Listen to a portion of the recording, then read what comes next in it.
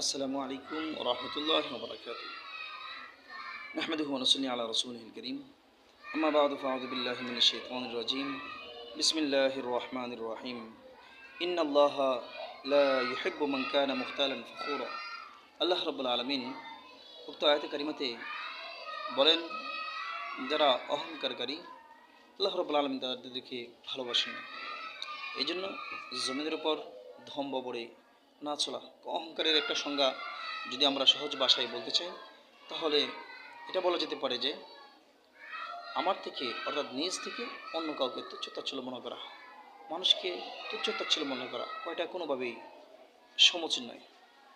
অতঃপর আল্লাহ রাব্বুল আলামিন অন্যত্র বলেন যে আমি ওই সমস্ত ব্যক্তিদেরকে ভালোবাসি না যারা জমিনের বুকে ফিতনা ফাসাদ করে, রক্ত জড়ায়।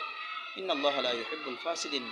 আল্লাহ রাব্বুল আলামিন যারা ফিতনা ফাসাদ করে, যারা মানবতার মাঝে ফিতনা দেয়, ঝগড়াঝাটি লাগিয়ে দেয়, আল্লাহ রাব্বুল আলামিন তাদেরকেও ভালোবাসেন না। অতঃপর আল্লাহ রাব্বুল আলামিন বলেন, ইন্নাল্লাহা লা ইউহিব্বুল ফারিহিন। ওই সমস্ত ব্যক্তি যারা অশৃঙ্খল বিষয়ের উপর আনন্দিত বোধ হয়, আনন্দ করে, তাদেরকে আল্লাহ রাব্বুল আলামিন ভালোবাসেন না। এই জন্য এই তিনটি আয়াতকে প্রত্যেকটা মানুষের উপর আমল করা এবং এই তিনটি আয়াতের ব্যাখ্যার উপর প্রত্যেকটি মানুষকে লক্ষ্য রাখা একান্তভাবে খুবই জরুরি। আল্লাহ রাব্বুল আলামিন যদি ভালো না বাসেন, তাহলে এটা হবে অত্যন্ত জঘন্য একটি বিষয়। যখন আল্লাহ রাব্বুল আলামিনের আমাদেরকে জিজ্ঞাসিত হতে হবে যে আমি তো তোমাদেরকে বলে দিয়েছিলাম যে এই কারণে তোমাদেরকে আমি ভালোবাসি না। তাহলে পৃথিবীর বুকে প্রত্যেকটা মানুষ ভালোবাসা চায়।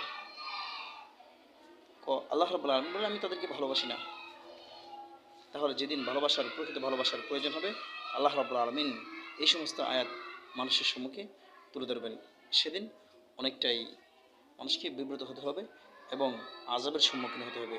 এই জন্য আল্লাহ রাব্বুল আলামিনের এই তিনটি আয়াতের উপর আমাদেরকে পরিপূর্ণ আমল করা, অর্থাৎ আল্লাহ তাআলা যেভাবে আমাদেরকে ভালোবাসে সেভাবে চলার তৌফিক দান করেন। এবং এই তিনটি আয়াত যে আল্লাহ রাব্বুল আলামিন উল্লেখ করেছেন যে অশৃঙ্খল আনন্দ হয় যে সমস্ত ব্যক্তি, তাদেরকে ভালোবাসেন না, এমন আনন্দিত থেকে আমাদেরকে আল্লাহ তাআলা রক্ষা করেন। এবং জমিনের উপরে ফিতনা ফাসাদ যে ছড়ানো হয় সেই সমস্ত ব্যক্তিদের থেকে এবং নিজে হওয়া থেকে আল্লাহ রাব্বুল আলামিন আমাদেরকে হেফাজত করেন। এবং অহংকারী, অন্যের পরনিন্দা